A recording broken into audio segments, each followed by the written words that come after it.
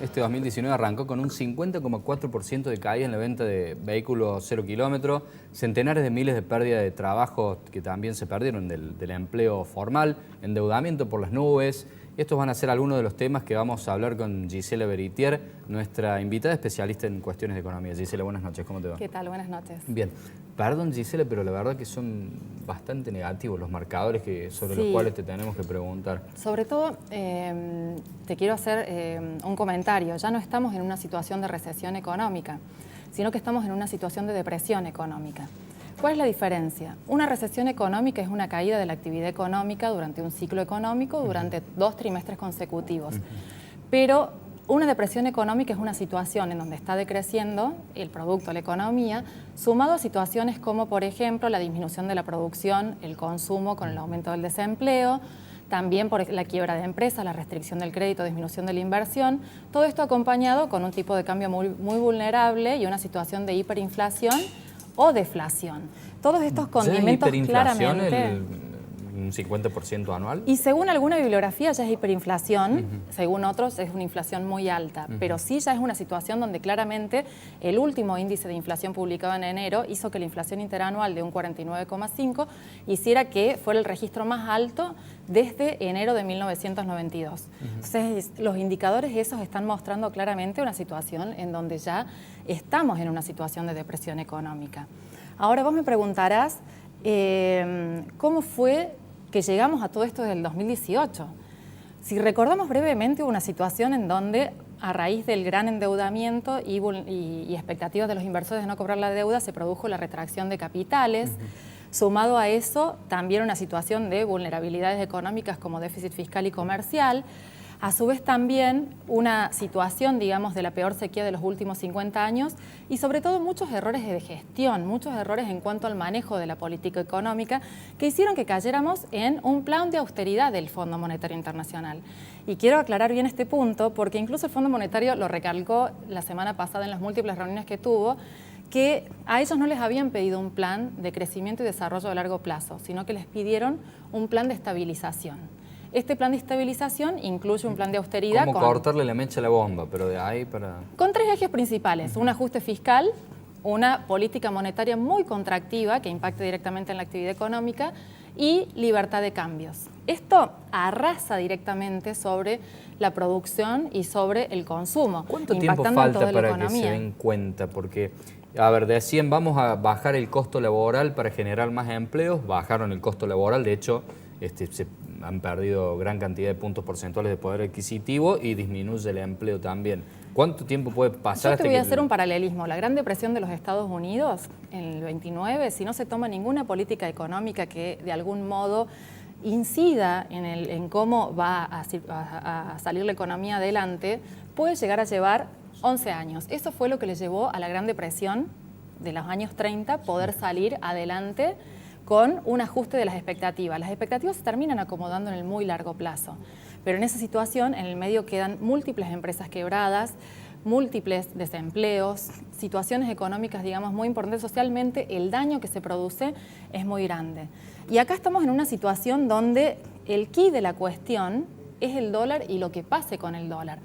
Todas las herramientas económicas están detrás del dólar para sostener ese valor que, si se produce una nueva corrida cambiaria, colapsa toda la política económica. Vos fíjate que la semana pasada... ¿Lo pueden frenar hasta después de las elecciones? Bueno, después de noviembre, después del balotaje. Hoy por hoy, los únicos fondos que vienen son los fondos del Fondo Monetario Internacional, que ya ahora con el fondo de marzo ya se va a prestar el 70%, el 68%, casi el 70% de todo, de los 57.000 y pico millones de dólares que prometió el Fondo Monetario Internacional. Luego de eso viene el desembolso de mayo y el de octubre, pero digamos hay mucha incertidumbre con lo que pase después.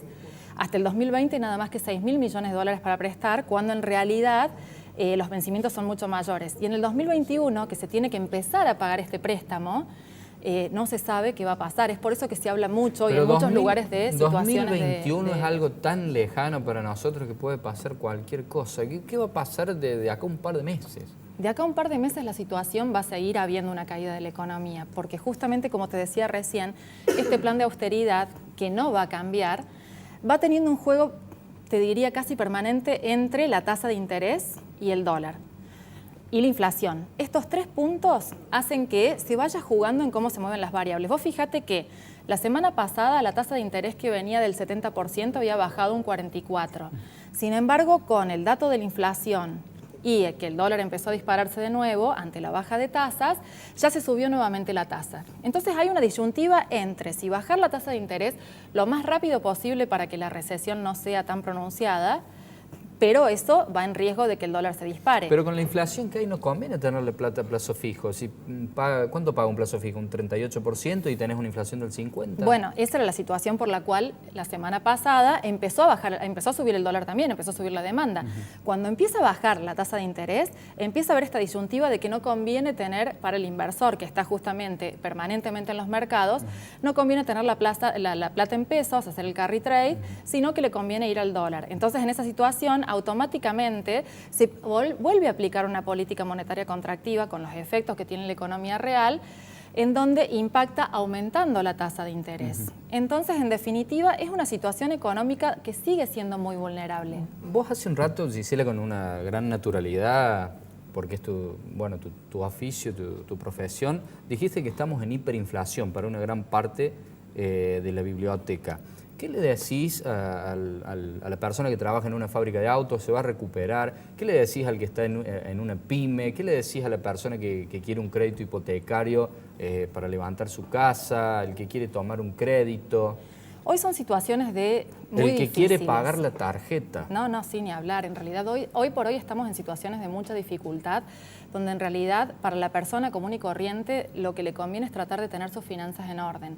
Son momentos difíciles para proyectar una situación económica de ahorro, digamos, de expandirse, como por ejemplo los gastos con tarjetas de crédito, que está bueno lo que vos me decís, porque es bueno recordar que la semana pasada hubo una reunión entre el Banco Central y los banqueros, porque si bien el Banco Central venía disminuyendo la tasa de las LELIQs, eso no impactó para nada en las tasas de los créditos. Las tasas de interés de las tarjetas de crédito siguen estando arriba del 100%, la de los préstamos personales en el 80%.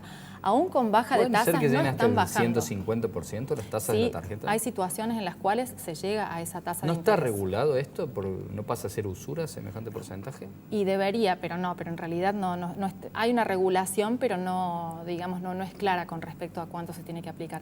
Entonces, en definitiva, la situación hoy es que aquellas personas, una situación muy difícil donde hay gente que está perdiendo poder adquisitivo. A su vez también se está uniendo con desempleo, en donde hay situaciones donde encima las tasas de interés son altísimas, con lo cual a las personas les cuesta muchísimo financiarse. Entonces, hoy por hoy Los tarifazos. Los tarifazos, que esta es otra de las situaciones. Que 23% aumentó EPEC en lo que va del año. Bueno, dicho sea de paso, me tocaste un tema central acá que tiene que ver con el tema de la inflación que no baja.